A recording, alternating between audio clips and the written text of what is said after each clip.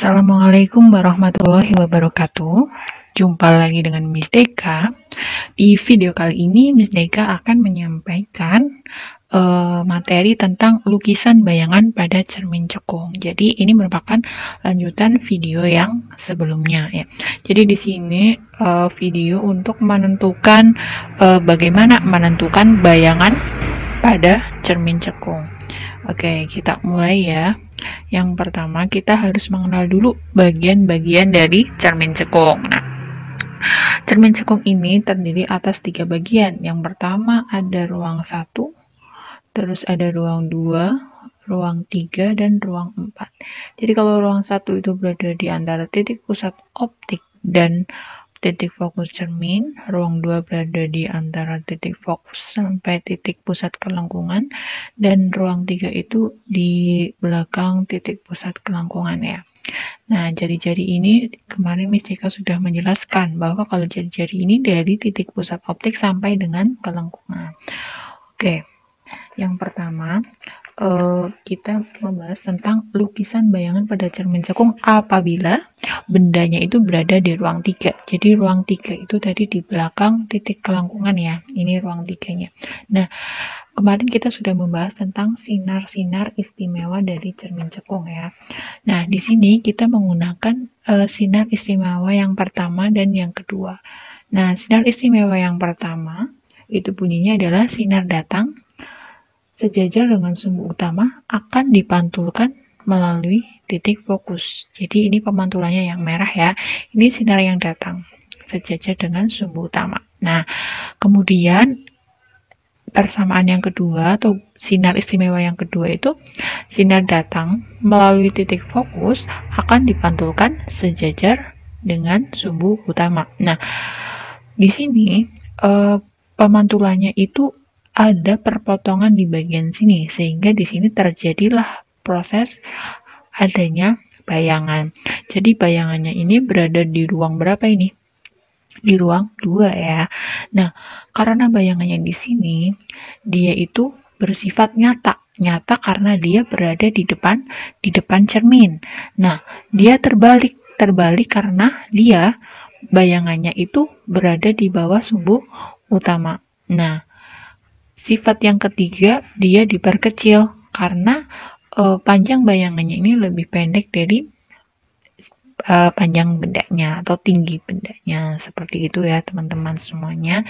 Jadi ketika benda berada di ruang 2, dia bayangannya akan berada di ruang 3 dan bayangannya akan berada di ruang 2 dengan sifat bayangan seperti ini. Jadi kalau di cermin cekung itu sifat bayangannya nggak hanya satu, tapi bergantung di mana letak posisi bendanya. Oke, sekarang kita masuk ke lukisan bayangan pada cermin cekung apabila benda berada di ruang 2. Nah, di sini sama seperti tadi, kita menggunakan sinar istimewa yang pertama dan yang kedua. Nah, sinar istimewa yang pertama itu bunyinya sinar datang sejajar dengan sumbu utama akan dipantulkan melalui titik fokus. Nah, ini pemantulannya yang berwarna merah melewati titik fokus ya, memotong titik fokus. Kemudian sinar istimewa yang kedua itu sinar datang melalui titik fokus akan dipantulkan sejajar dengan sumbu utama. Nah, perpotongan pemantulan bayangannya ini ada di sebelah sini. Nah, ini sehingga terjadi, nah nanti bayangannya ini berada di sini, bendanya di sini, dan bayangannya di sini. Jadi bendanya ini berada di ruang 2, tetapi bayangannya berada di ruang 3. Nah, sifat bayangannya seperti apa? Dia bersifat nyata. Nyata karena dia berada di depan cermin ya. Dia berada di depan cermin. Nah, terbalik karena dia berada di bawah sumbu utama. Jadi posisinya dia itu terbalik ya teman-teman semua.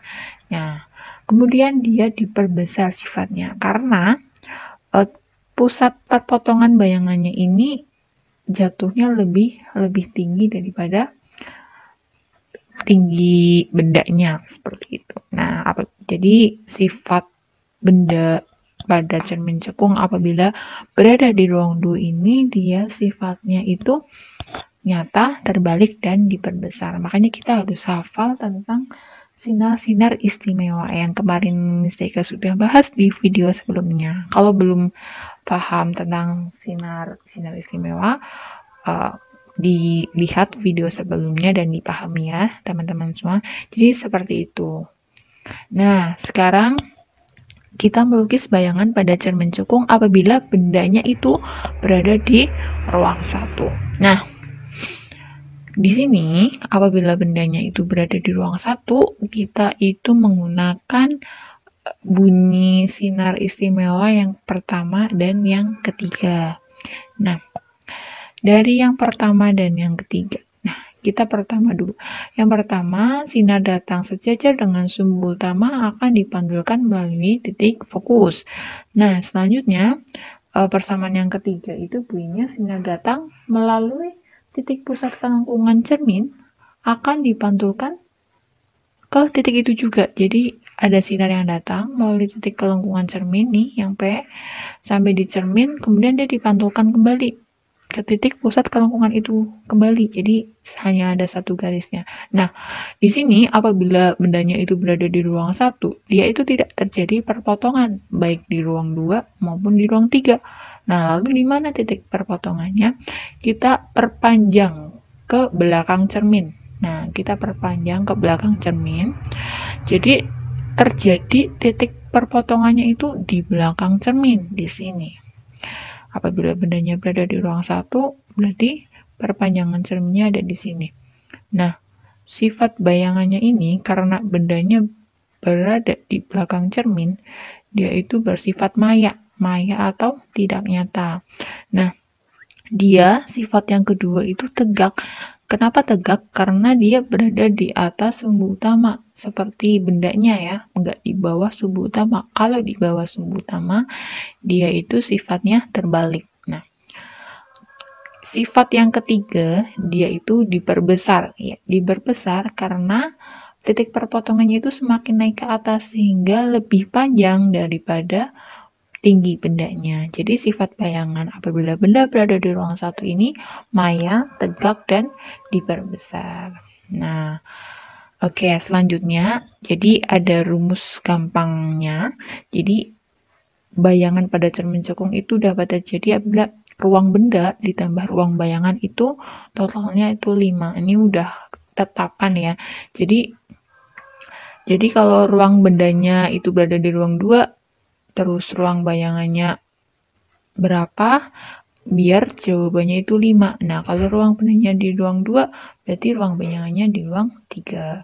Apabila bendanya berada di ruang 3, maka ruang bayangannya di ruang 2. Seperti itu. Biar hasilnya totalnya harus 5. Jadi kalau ruang bendanya berada di ruang 1, maka ruang bayangannya berada di ruang 4. Nah, di sini ada triknya, jika ruang bayangan lebih besar daripada ruang benda, maka bayangannya itu akan diperbesar. Sedangkan kalau jika ruangan bayangannya itu lebih kecil dari ruang benda, maka bayangannya akan diperkecil. Jadi untuk menentukan sifat bayangan tidak harus melukis seperti tadi, kita juga pakai rumus seperti ini ya, cara gampangnya. Nah, cara mudahnya.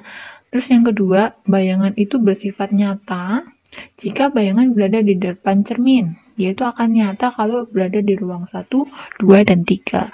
Kalau di ruang 4 itu, di belakang cermin itu, dia sifatnya itu maya ya. Dia bersifat maya. Nah, apabila bayangannya itu nyata, maka posisinya pasti terbalik. Karena kalau nyata, pasti berada di bawah sumbu utama. Nah, kalau bayangannya ini bersifat maya, nah, dia itu di belakang cermin ya, di ruang 4, maka bayangannya itu posisinya itu tegak. Jadi kalau bayangannya maya, maka posisinya tegak karena di belakang cermin sih pasti dia berada di atas sumbu utama. Nah, seperti itu ya teman-teman semuanya. Semoga pemahaman ini bisa kalian serap dan kalian paham. Oke, terima kasih. Wassalamualaikum warahmatullahi wabarakatuh.